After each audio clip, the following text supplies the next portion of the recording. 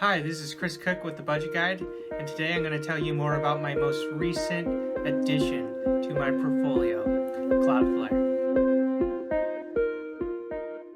So when I'm researching companies to invest in, I look at three things: the industry and how fast it's growing, the business model and whether it's disruptive, and the management team and how efficient and effective they are. So let me explain what Cloudflare is before I go into that. It will help you understand more what I'm talking about when I get into why I chose to invest in them.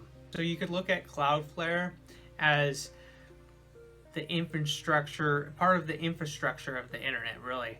So you think of like a website and or a mobile app, and that's stored on a server somewhere, whether that's a local server or that's at Google or Amazon or Microsoft, one of the big cloud providers. That's where it is. And then the users see that information when they go onto the app and they go onto the website. And sometimes it goes directly, but sometimes it goes through a service like Cloudflare. And so what Cloudflare does is they have data centers all over the world, and they are closer to you than the cloud providers or the local server. So actually they take a copy of your application and have it on their server, so your users have a faster experience because it's in distance wise the data center is closer to them. The other thing is, because they have your information in their data center, it's very secure because they focus on cybersecurity a lot. So I know I oversimplified that and I didn't go over everything, but we'll go with that for now. So yeah, again, with the industry as a whole, if you're looking at cybersecurity itself, yeah, you know that I'm interested in that, because a year ago when I was looking at investments and other videos I've given, I've been looking at the cybersecurity space because yeah, it's a growing industry and it's not going away, and there's just a ton of innovation that still needs to happen there. And yeah, it's just whether there's a recession or not, you still need it. Yeah, it's funny looking back because I've been interested in the cybersecurity space for some time and finding a good investment there. And I could have invested in them last year if I would have researched them, but I'm glad I chose the investments I did. Anyway, yeah, let's look at Cloudflare's business. So yeah, it's very relevant. Actually, 10% of all internet activity goes through Cloudflare, and so you probably used it yourself, just not knowingly, because you're just going on the on the computer and going to a website, and you found you're just using the internet as usual, and you've been using Cloudflare and you didn't know it. 10% of all internet activity, that's a lot.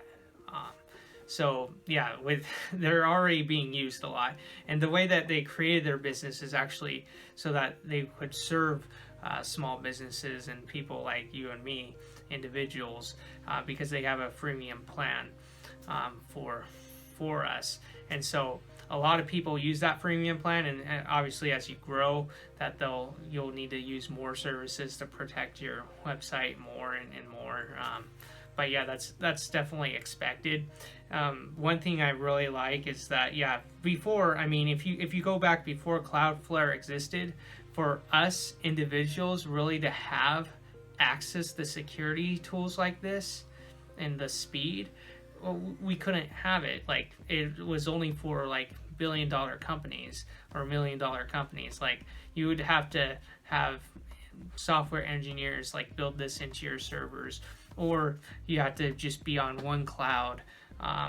But yeah, if you use multiple clouds, or if you just have a hosting site, then Cloudflare will work for you.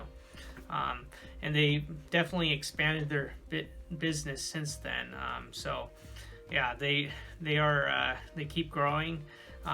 When I even look at blockchain and how that relates to Cloudflare, well, blockchain focuses on transactions and making sure and verifying transactions, but Cloudflare can be used even by blockchain applications to make them even better. So I don't see anything really coming in and disrupting Cloudflare. I think Cloudflare is actually disrupting the internet, because you definitely should be using it if you're not. And the big companies like Google, Amazon, and Microsoft, big cloud companies, well, they can't create something like this, because if they did, then they would be kind of competing against themselves. And their cloud business is very profitable. So they definitely don't want to do that. When I look at the companies I looked at last time, like Fortinet, and Fortinet's a great business and all, but they're an older company, and so they have legacy systems that they're still using, like helping people set up local servers, and for them to get into this space fully, they are kind of eating away their old business and have to get rid of it. So it's just like it's like the perfect business I was looking for when I was studying cybersecurity space, and just the internet as a whole, and how it's becoming better because of Cloudflare. So the management team, it's led by the founders. I looked all over the internet, just studying them as people and their management styles.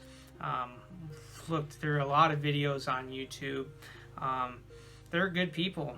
Matthew, Michelle, and Lee, that reflects in their business. I mean, they're serving a lot of people, and they're going to be serving a lot more as the business grows.